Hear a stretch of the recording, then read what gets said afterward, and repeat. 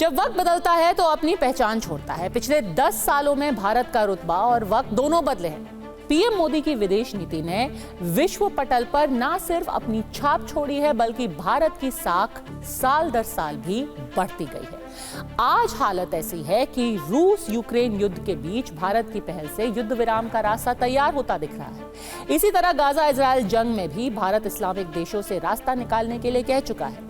अंतर्राष्ट्रीय स्तर पर भारत के बढ़ते दबदबे को चीन भी समझ चुका है, इसलिए दोनों देशों के रिश्ते में तनाव कम होता दिख रहा है। खबर आई है कि लद्दाख में 4 इलाकों से चीनी सेना पीछे हट चुकी है। बताया जा रहा है कि गलवान घाटी समेत 4 इलाकों से चीन ने अपने सैनिकों को पीछे खींच लिया है। मॉस्को दौरे पर गए राष्ट्रीय सुरक्षा सलाहकार अजीत डोवल और चीन के विदेश मंत्री के वांग यी के बीच द्विपक्षीय वार्ता हुई। इस उच्च स्तरीय वार्ता के बाद चीन ने सेना पीछे हटने का फैसला लिया है। इसके बाद चीन के विदेश मंत्रालय के प्रवक्ता माओ निंग ने बयान जारी किया कि भारत चीन सीमा पर स्थिति नियंत्रण में है। चीन के इस कदम से भारत और चीन के रिश्तों में सुधार तो आएगा, साथ ही कारोबार भी बढ़ेगा। यह पीएम मोदी की विदेश नीति की एक बड़ी कामयाबी है। अब पूरी दुनिया को उम्मीद है कि भारत की पहल से रूस यूक्रेन युद्ध भी रुक सकता है, क्योंकि भारत ही पहला देश है जिसने रूस और यूक्रेन को अगला युद्ध विराम पर सहमत होने के लिए वार्ता की है।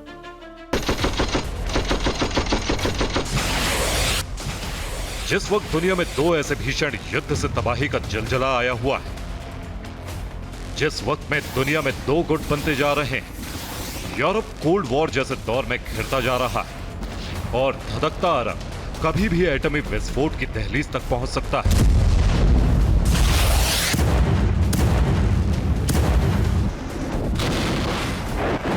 जब दुनिया के शक्तिशाली देश हथियारों की होड़ में भिड़ रहे हैं, शांति का कोई रास्ता नहीं दिख रहा, उसी वक्त में भारत ने एक उम्मीद जगाई है। पीएम मोदी की विदेश नीति में शांति सर्वप्रथम का संदेश दिया है, जिसे अब हर मंच पर न सिर्फ अहमियत मिल रही है, बल्कि उस रास्ते पर चलने के लिए कई देश भारत के साथ आगे बढ़ने को भी तैयार है। अब दुनिया के हर मंच पर भारत की भागीदारी और राय को सबसे अहम माना जाने लगा है। भारत दुनिया की 2 सबसे बड़ी समस्या यूक्रेन युद्ध और इजराइल गाजा जंग रुकवाने में सकारात्मक भूमिका निभा रहा है। पीएम मोदी की विदेश नीति का डंका पूरे विश्व में बजने लगा है और यह बदलाव पिछले 10 सालों में बेहद तेजी से हुआ है। अगर गौर किया जाए तो 4 महीने में पीएम मोदी के विदेशी दौरे इन्हीं 2 समस्याओं पर केंद्रित हैं, रूस यूक्रेन युद्ध और इजराइल गाजा युद्ध।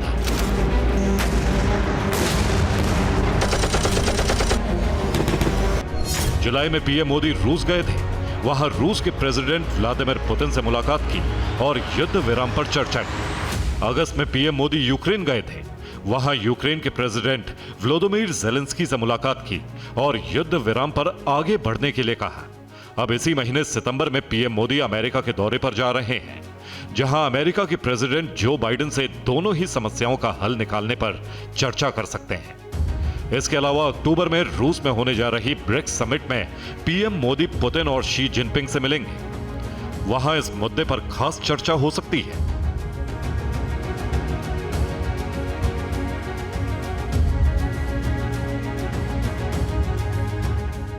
यानी 4 महीनों में 4 ऐसे नेताओं से पीएम मोदी की मुलाकात है जिनकी युद्ध विराम में अहम भूमिका हो सकती है। लेकिन इन सबको साथ लाकर सहमति कराने में पीएम मोदी की भूमिका सबसे खास रहने वाली है।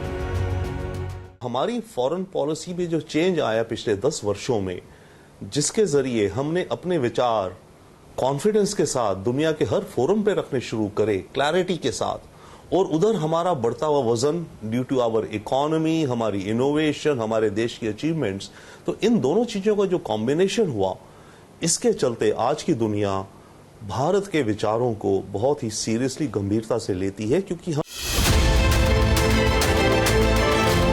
पीएम मोदी की कूटनीति का वैश्विक मंत्र है, दुनिया को युद्ध नहीं बुद्ध नीति पर चलना चाहिए, तभी जाकर शांति स्थापित हो पाएगी। कई मौकों पर पीएम मोदी ने दुनिया के बड़े नेताओं के सामने अपने विजन को रखा, जिस पर सभी ने एक सुर में सहमति जताई। हमारी भावी पीढ़ी के उज्जवल भविष्य के लिए शांति सर्वाधिक आवश्यक है, लेकिन मैं ये भी जानता हूं कि युद्ध के मैदान में समाधान संभव नहीं होते। बम, बंदूक और गोलियों के बीच समाधान और शांति वार्ताएं सफल नहीं होती हैं और हमने वार्ता के माध्यम से ही शांति के रास्ते अपनाने होंगे।